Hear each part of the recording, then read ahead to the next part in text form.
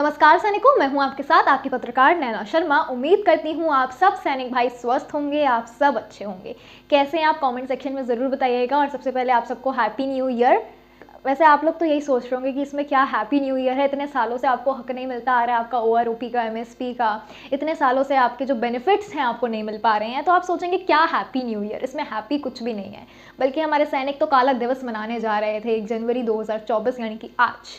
लेकिन सरकार जो एक्स सर्विसमैन के नेता थे उन लोगों को कुछ को अरेस्ट कर लिया है, कुछ के घर के बाहर नाकाबंदी लगा दी, सिविल ड्रेस में पुलिस उनके पीछे छोड़ दी है। तो बहुत ज़्यादा परेशान कर रही है अभी भी हमारी सरकार हमारे सैनिकों को। सरकार को ये समझ क्यों नहीं आता है, सरकार को इतना आगे कदम उठाना ही क्यों पड़ रहा है। हमारे सैनिक को ज़्यादा मांग तो नहीं कर रहे हैं। हमारे सैनिक ने बस इतना ही कहा है कि 3 जजों की कमेटी बिठा दो, दूध का दूध पानी का पानी हो जाएगा, जो सही है वो हो जाएगा। आप कमेटी बिठा दीजिए ना, आप डर किस बात से रहे हैं। मैं अपनी सरकार से यही सवाल पूछना चाहूँगी, वो डर किस बात से रही है। मोदी जी कहते हैं उन्होंने इतने करोड़ रुपए दिए हैं हमारे सैनिकों को OROP के नाम पे, तो वो हमारे सैनिकों को नहीं मिले तो वो कहाँ गए? कोई अफसर खा गया बीच में, क्या हुआ? तो ये जानना हमारे सैनिकों का हक है। अगर वो कह रहे हैं कि 3 जजों की कमेटी बिठा दीजिए तो आप बिठा दीजिए ना। आपको उसमें दिक्कत क्या है? आप हमारे सैनिकों से बात क्यों नहीं कर रहे हैं? आप हमारे सैनिकों को इग्नोर क्यों कर रहे हैं? हमारा सैनिक जो देश की रक्षा करता है, देश के लिए शहीद हो जाता है, आप उसको इतना परेशान अभी भी कर रहे हैं और इतने सालों से करते आए हैं। मोदी जी, आपने कहा था कि हमारे सैनिकों को OROP मिलेगा। विश्वास करके आपको वोट करा हमारे सैनिकों ने, आपकी सरकार बनी। आपकी सरकार बनने के बाद भी हमारे सैनिकों को OROP पूरी तरह से नहीं मिला है। तो अब अगर वो आपसे मांग कर रहे हैं कि आप 3 जजों की कमेटी बिठा दीजिए, तो आप बिठा क्यों नहीं रहे हैं? आप हमारे सैनिकों को इग्नोर क्यों कर रहे हैं? आप उनसे बात क्यों नहीं कर रहे हैं? आपको क्या लगता है ऐसे इनके आंदोलन से पहले इनको अरेस्ट कर लेने से, इनके घर के बाहर पुलिस खड़ी कर देने से, सिविल ड्रेस में इनके पीछे पुलिस लगा देने से, इन सब से क्या होगा? इन सब से आप ही बदनाम हो रहे हैं। इन सब से यही नज़र आता है कि केंद्र सरकार कितनी ज़्यादा कमज़ोर है और वो इस समय कितनी ज़्यादा डरी हुई है हमारे सैनिकों से कि उन्हें सैनिकों के नेताओं को अरेस्ट करना पड़ रहा है ताकि आंदोलन ना हो। अगर आंदोलन का इतना ही डर है तो हमारे सैनिकों के नेताओं को अरेस्ट करने की जगह उनके साथ मीटिंग कर लीजिए ना।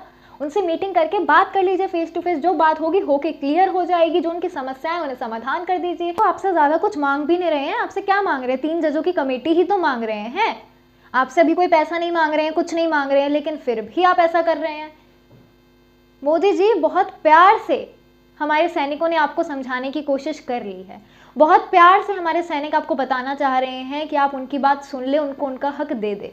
और जो ये आंदोलन होता है, रेल रोको आंदोलन हुआ था पहले भी, वो भी पीसफुली किया जाता है, पूरे डिसिप्लिन के साथ किया जाता है, क्योंकि हमारे सैनिक डिसिप्लिन के बहुत पक्के होते हैं। तो जो भी काम होता है कानून के कायदे के अंदर होता है। जब हमारे सैनिक सारी चीज़ें पीसफुली करके आपको समझा रहे हैं, आपको बताने की कोशिश कर रहे हैं, फिर आप क्यों नहीं सुन रहे हैं? और फिर आप ऐसी हरकतें कर रहे हैं कि हमारे सैनिकों के नेताओं को अरेस्ट कर रहे हैं उनके आंदोलन के 1 दिन पहले।